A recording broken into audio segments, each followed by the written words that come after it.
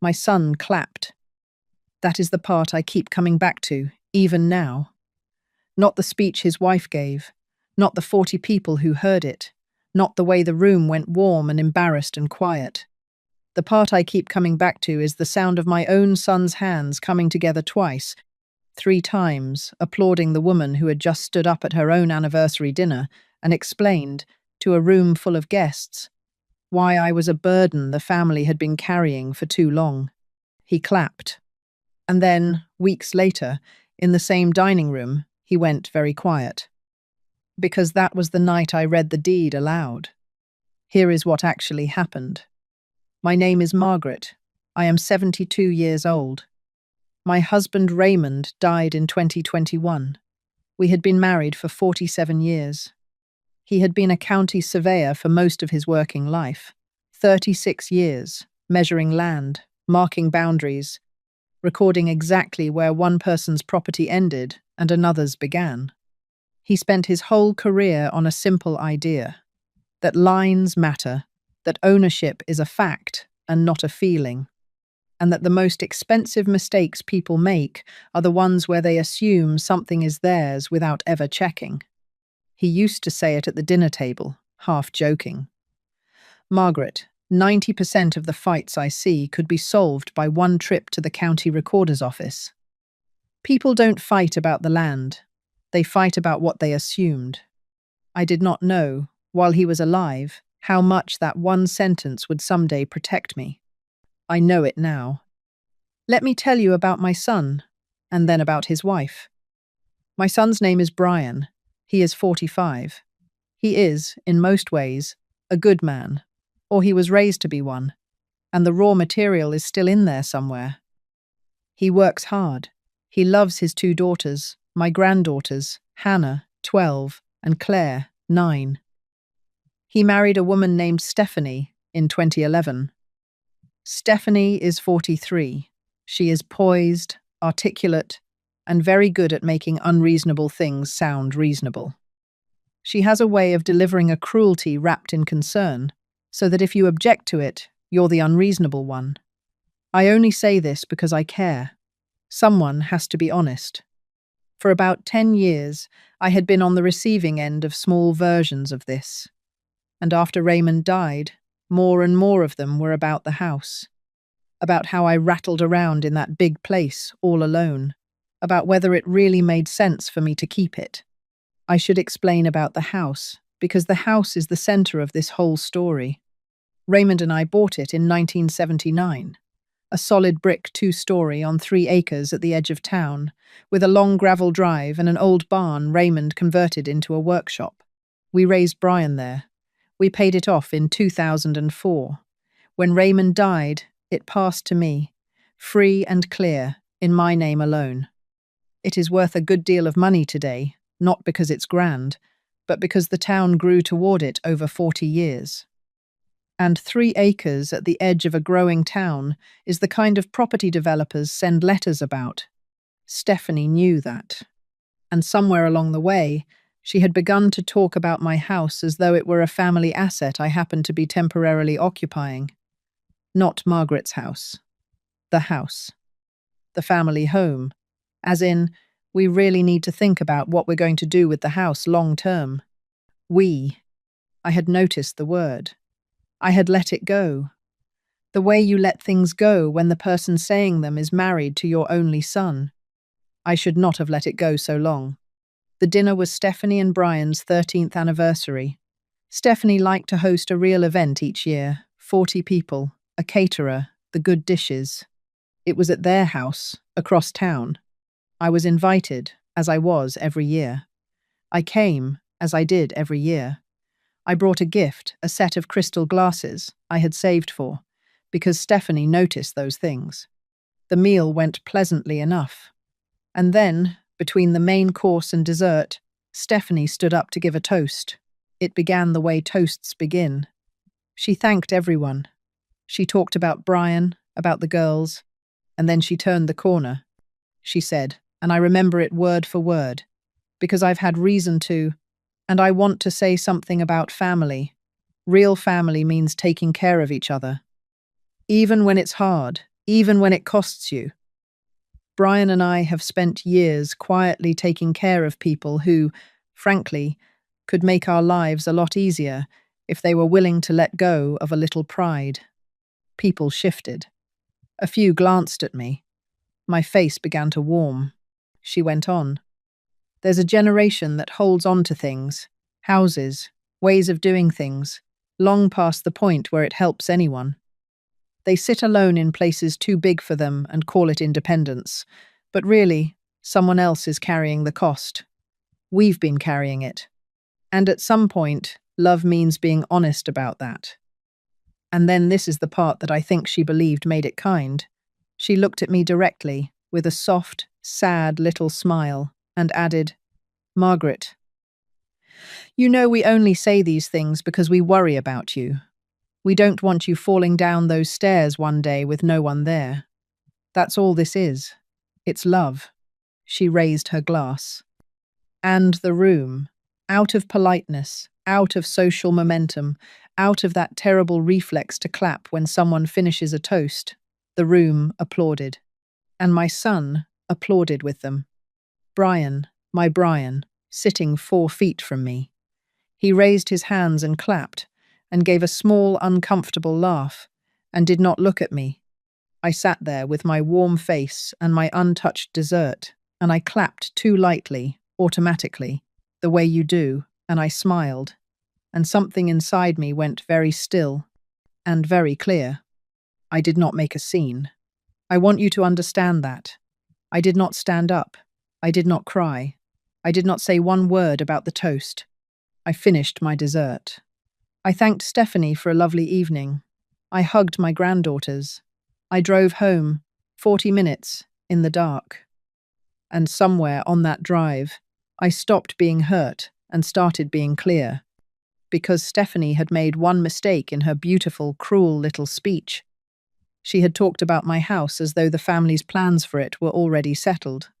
And I knew something she did not. I knew exactly whose name was on the deed. I want to pause and ask you something honestly. If you had sat at a table and listened to your daughter-in-law explain to a room of 40 people that you were a stubborn burden, the family was tired of carrying, and then watched your own son applaud, what would you have done in the next month? Some women would have called their son the next morning, in tears.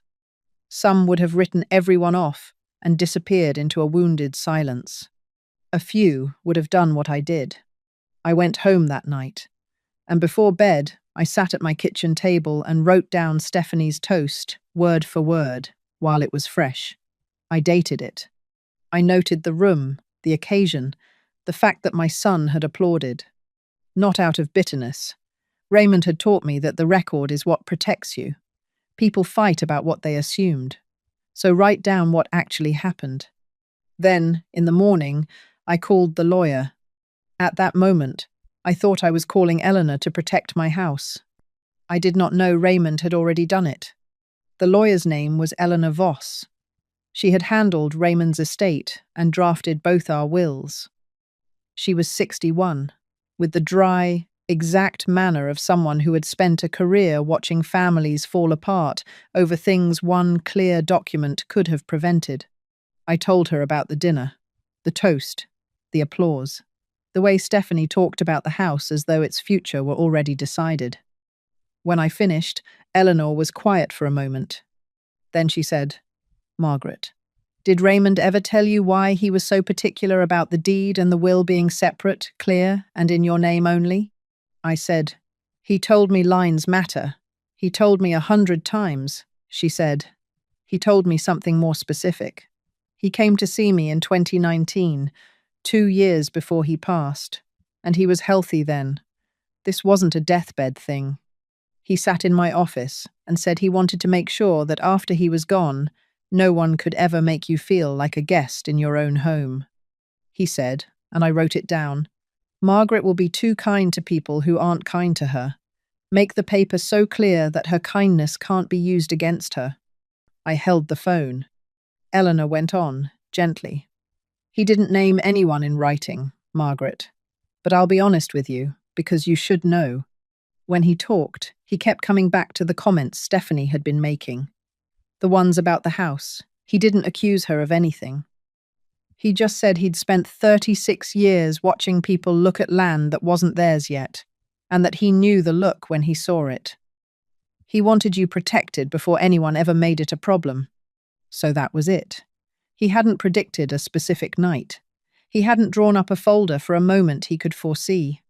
He had simply watched, the way a careful man watches, and he had quietly built the wall, and said nothing to me, to spare me from carrying what he'd seen. But Stephanie was not finished. About 2 weeks after the dinner, before I'd decided what I was going to do, Brian called. He was uncomfortable on the phone. I could hear it. I could also hear that he was relaying something, the way he always did when Stephanie had handed him the words. He said, "Mom, hey, so Stephanie and I were talking. And we think, with everything, it might be smart to start looking at putting the house into some kind of family plan, just so things are simpler down the road. Nothing urgent. We just don't want it getting complicated." "A family plan," I said, very calmly. "That's something to think about, sweetheart. Thank you for telling me." He sounded relieved. "Yeah, no pressure. Stephanie just thought she's actually been looking at some really nice senior communities, places with no stairs. She can send you the listings." I said, "That's kind of her. Goodbye, sweetheart." I hung up. And then I did the only thing I knew how to do with a thing like that. I wrote it down. The date, the phrase, a family plan, senior communities, no stairs. I did not feel angry. I felt clear. Eleanor came to my house 2 days later. We sat at my dining room table, and she opened a folder. There were 3 things inside. The first was a letter from Raymond, sealed, with my name on the front in his blocky surveyor's handwriting. The second was the original deed to the house, certified, with a recent title report attached, confirming that the property was held entirely by me, with no co-owners, no liens, no recorded claims, and no legal interest held by Brian, Stephanie, or anyone else. The third was a set of instructions Raymond had left, not a finished trust, but a recommended structure, drafted in outline, that Eleanor explained could place the house into a trust, controlling who could inherit it, on what terms, and who could not. The actual document was mine to sign, or not, as I chose. I opened Raymond's letter first. I read it aloud, alone with Eleanor, in the quiet of the dining room. "Margaret, if Eleanor is showing you this, then it has finally happened. Someone has started treating our house like it's theirs to plan for. And they've gotten bold enough to say it, where people can hear, because that's how that kind of confidence works. It gets louder until someone checks the record. Here is the record. The house is yours, only yours. I made sure of it. Not because I don't love Brian, I love that boy more than my own life, but because I've spent my whole career watching what happens when people assume. I will not have you spend your last years feeling like you're squatting in the house we built, surrounded by people who are already spending it in their heads. Margaret, do me one favor. Don't fight them with anger. You were never good at anger, and it would cost you more than it costs them. Fight them with the record. Read them the deed, out loud. Let the paper do what the paper is for. There's no argument against a recorded fact. Watch what happens to the room when you read it. The loud ones go quiet. Because the loud ones were always relying on you, not checking. Eleanor has a structure ready for you to look at, to protect the girls, Hannah and Claire, directly, so that whatever happens between Brian and his wife, our granddaughters are taken care of, and no one can spend their inheritance before they're grown. Sign it if it's right for you. The choice is yours. It was always going to be yours. That's the whole point. I love you, Margaret. Go check the record. It's on your side. It always was. Raymond. I set the letter down. I did not cry. I felt, instead, that same stillness from the drive home, that clarity. I looked at Eleanor. I said, "Walk me through the trust." I want to sign it myself. We read it together, line by line, until I understood every part of it. Then I signed it my decision, my hand, my name. The notary Eleanor had brought, stamped each page. By the time she left, the house was held in a trust that named my granddaughters as the ultimate beneficiaries, gave me full control and full residence for life, and excluded Stephanie, by name and by structure, from ever holding any interest in it.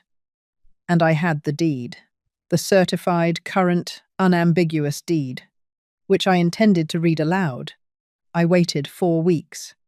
I did not stew, and I did not avoid the family. I went to Hannah's school concert. I had the girls over for a Saturday.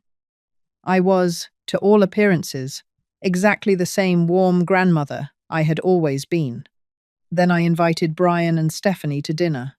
At my house, just the 3 of us, the girls can stay with a sitter. I'd like a proper grown-up dinner. There are some family things I'd like to talk through. Stephanie accepted brightly. I could hear, in her voice, that she thought she'd won something. That the old woman had finally come around to talking through the house. That her toast and the phone call had done their work and softened me up. They came on a Friday. I cooked a roast, the things Brian had loved as a boy. We ate. The conversation was pleasant. Stephanie was gracious and warm, the way people are gracious when they believe they're about to get what they want. After the plates were cleared, Stephanie folded her hands and said, with great gentleness, "Margaret, I'm so glad you wanted to talk. Brian and I have been thinking a lot about the house and the smartest path forward for everyone, and we'd love to walk you through some options that could really take the pressure off you." I said, "I'd like to read something first, if you don't mind, before we discuss options." I reached down beside my chair and brought up a single sheet of paper. I put on my reading glasses, and I read the deed aloud. I read the legal description, first the lot and parcel numbers, the surveyor's language Raymond had spent his life writing. Then I read the ownership line, slowly and clearly. The property described herein is held solely and entirely by Margaret. And I said my full name, with no co-owners, no joint tenants, and no liens. I looked up. Then I read from the title report. A title search confirms no recorded claims and no legal interest held by any other person, including Brian, including Stephanie. I set the paper down. The room was very quiet. I said, "Stephanie, at your anniversary dinner, you stood up in front of 40 people and spoke about a generation that sits on assets the whole family needs, in houses too big for them, while everyone else carries the cost. You were speaking about me and about this house." She started to say, "Margaret, that's not what I said, gently, "I'm not finished." She stopped. I said, "I want to be very clear, so there's no confusion ever again. This house is mine. It is not a family asset. It is not a thing the family is carrying. It is not something to be planned for, optimized, or talked through. It is the home Raymond and I built and paid for, and it is held solely in my name, as you've just heard. There is no version of the future in which you have any claim to it. I have signed a trust that makes certain of that. The house will pass, one day, directly to Hannah and Claire, held safely until they're grown, where it cannot be reached by anyone else, including you." Stephanie's face had gone pale and tight, but I wasn't looking at Stephanie anymore. I was looking at my son. Brian had not said a word. He was staring at the deed on the table. His jaw was working. He looked, suddenly, much younger than 45, like a boy who has just realized he did something he can't take back. I said, "Brian." He looked up. I said, "At that dinner, your wife humiliated me in front of 40 people, and you applauded." The word landed in the quiet room like a stone in a pond. "You applauded, Brian. I watched your hands. I spent 45 years loving you. I changed your sheets when you were sick. I sat up with you the night before your wedding because you were nervous. I held your daughters in the hospital an hour after they were born. And when a room full of people turned to look at me while your wife called me a burden, you clapped. And then you laughed, and you looked away. Brian's eyes had filled. His voice cracked.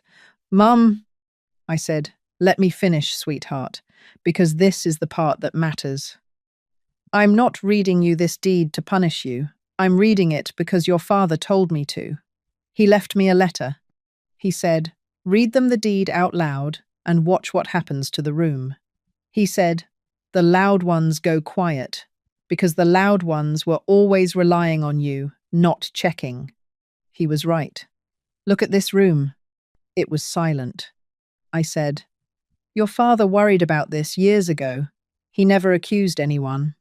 He just spent 36 years watching people measure land that wasn't theirs, and he knew the look. He protected me, Brian, because some quiet part of him suspected you wouldn't. He thought you'd been trained, slowly, year by year, to let your wife decide what mattered. And 4 weeks ago, you proved it with your own 2 hands." Brian was crying now openly, the way a grown man cries when something true and terrible has been said to him, and he can't argue with any of it. He said, "Mom, I should have stood up. I should have stopped her. I knew while she was saying it that it was wrong, and I clapped anyway because everyone was clapping, and I didn't want to make it a thing. Mum, I'm so sorry. I am so sorry." I let it sit. I did not rush to comfort him, because some apologies need to be held before they can be answered. After a long moment, I said, "Brian, I'm going to tell you what happens now, and I want you to listen." He nodded, wiping his face. I said, "You're my son. I love you. That hasn't changed, and it won't.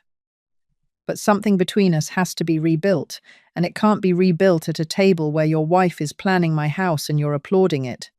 So here's how it's going to be. The house is settled. It's in trust for the girls. That conversation is closed, permanently. If anyone raises it with me again, that person won't be welcome here.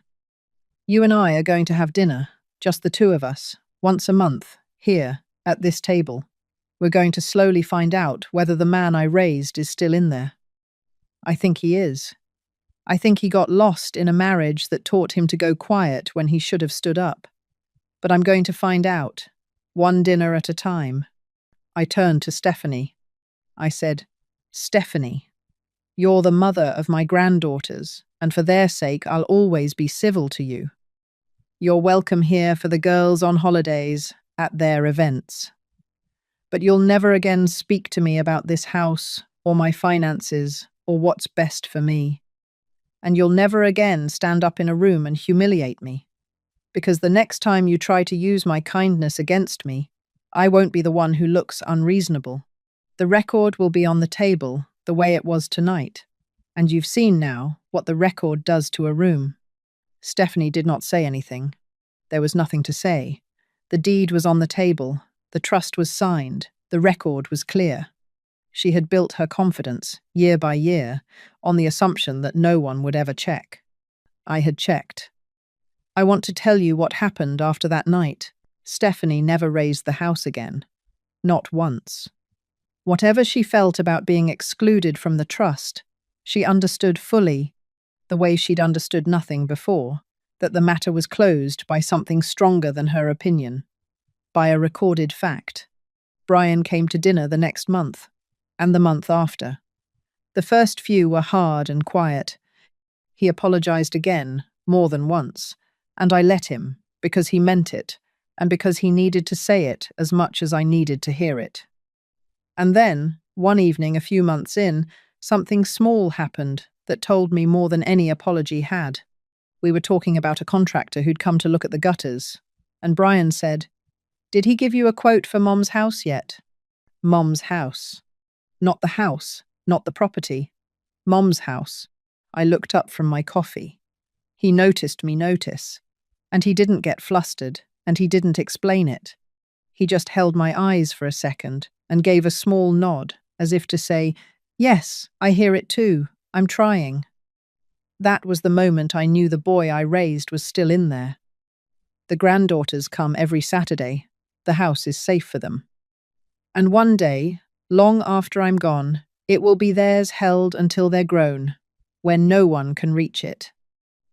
That night, after Brian and Stephanie left, I sat in Raymond's old chair in the workshop he'd built in the barn, with the deed folded in my lap, and I wrote one line in the notebook. I had started keeping the night of the anniversary dinner. My son applauded when she humiliated me. He went quiet when I read the deed aloud, and I understood, at last, what Raymond had really left me. Not just a house, not just a deed. He left me proof that I was not alone even after he was gone. Sometimes dignity does not arrive with shouting. Sometimes it arrives as a single sheet of paper, read aloud in a quiet room, by a woman who took the time to check what everyone else had only assumed. I closed the notebook. The deed was in my name. It had always been in my name. Stephanie had spent years assuming otherwise. Raymond had spent his whole life teaching me the difference between what people assume and what the record shows. And in the end, the record was enough. He had only been a surveyor. But he had spent his whole life making sure that when it mattered most, I would be standing on solid ground.